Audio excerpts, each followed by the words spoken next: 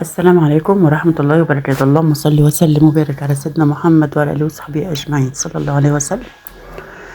كل سنة وانتم طيبين يا جماعة بمناسبة السنة الجديدة. تعالوا مع بعض نعمل النهاردة كيكة حلوة قوي. شايفين ما شاء الله جميلة ازاي، هشة وجميلة ما شاء الله، واللون تحفة مع كوباية الشاي. نسمي بسم الله ونقول مقاديرنا. معانا 2 بيضة، كيس فانيليا، كوباية من السكر، ومعايا هنا نص كوباية سمنة على زيت. السمنة برضه بتديها طعم حلو.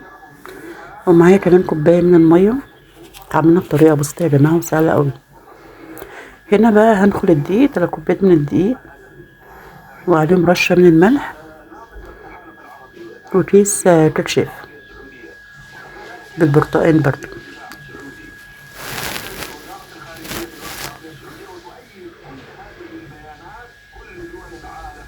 هنصب الخليط اللي عملناه في الخلاط مع بعضه.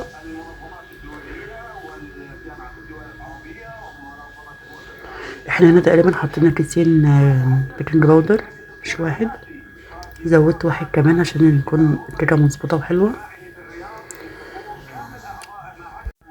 حطيتهم بقى في صينيه ودخلتها الفرن على الرف اللي في النص، وطلعت بالشكل ده. وبولع بس الفرن من تحت. طلعت من الفرن بقى ونقطعها بالشكل ده كده بعد ما استوت.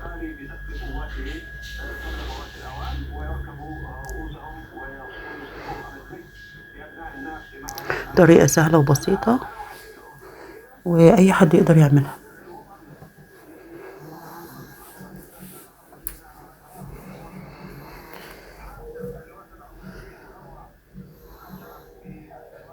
شايفين جميلة ازاي ما شاء الله؟ ايه رأيكم في الجمال ده؟ حلوة قوي بصراحة. ومع كوباية الشاي، الله على الجمال. جربوها بالطريقة دي يا جماعة، متنسوش تحطوا اللايك والاشتراك في القناة. والسلام عليكم ورحمة الله وبركاته.